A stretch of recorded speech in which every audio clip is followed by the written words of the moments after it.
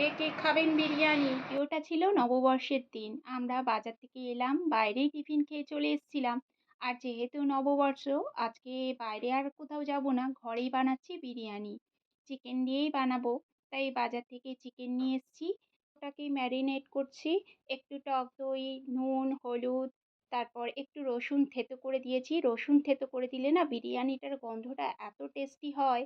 আর তার সাথে জিরে গুঁড়ো, ধনে গুঁড়ো, একটু তেল সব দিয়ে মাখিয়ে রেখে দিয়েছি কিছুক্ষণ।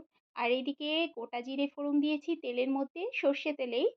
আর সাথে দিয়েছি ২-৩ টে পেঁয়াজ। এটা একটু পেঁয়াজ ভাজা তুলে নিচ্ছি। আর একটু ভাজা রেখে দিয়েছি ওটা চিকেনের জন্য। তার সঙ্গে ৩ টে আলু দিলাম আর টমেটো, আদা রসুনের পেস্ট ছিল সেটাও দিলাম। টমেটো অনেকেই দেয় না বিরিয়ানিতে, কিন্তু আমি দিই। খুব ভালো লাগে গ্রেভিটা। একদম গাঢ়, গাঢ় মশলাটা থাকে। ওইজন্য ওইটা বেশ কষাতে দিয়ে ওই পাশে চিকেনটাও দিয়ে দিয়েছিলাম। দিয়ে চিকেনটা কষানো হচ্ছে। এদিকে আমি রাইসটাও বসিয়ে দিয়েছি। রাইসের মধ্যে একটু নুন, তেল আর একটু লেবুর রস দিয়েছি। আর চিকেনটা দেখো একদম শুকনো, শুকনো হয়ে আসছে। আমি একটু গোলমরিচ আর একটু গরম মসলা নিজের হাতে বানানো সেটা দিলাম। আর এখন একদম ড্রাই হয়ে গেছে কষাতে, কষাতে একটু গরম জল ফুটন্ত দিয়ে দিলাম। এবার এই গ্রেভি সহ বিরিয়ানিটা বানাবো। আর যেহেতু এতে মশলাটা টমেটো পেস্ট দিয়েছি, ওইজন্য গ্রেভিটাও দারুণ টেস্টি হয়েছিল। এদিকে হাঁড়িতে বিরিয়ানিটা রেডি করে নিচ্ছি। হাঁড়ির তলায় দিয়েছিলাম একটু গ্রেভি।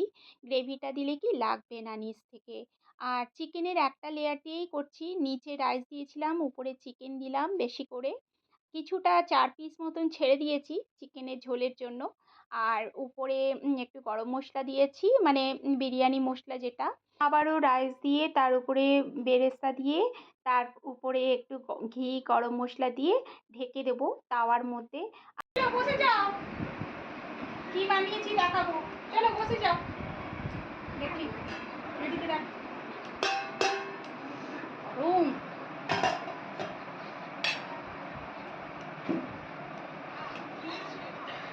বিরিয়ানি, বিরিয়ানি, কে কে খাবেন বিরিয়ানি?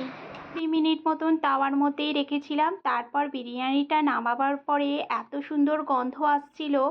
আর এবারের চালটা না খুব ভালো ছিল। বাজার থেকে এনেছিলাম লুজ চাল, খুব ভালো ছিল।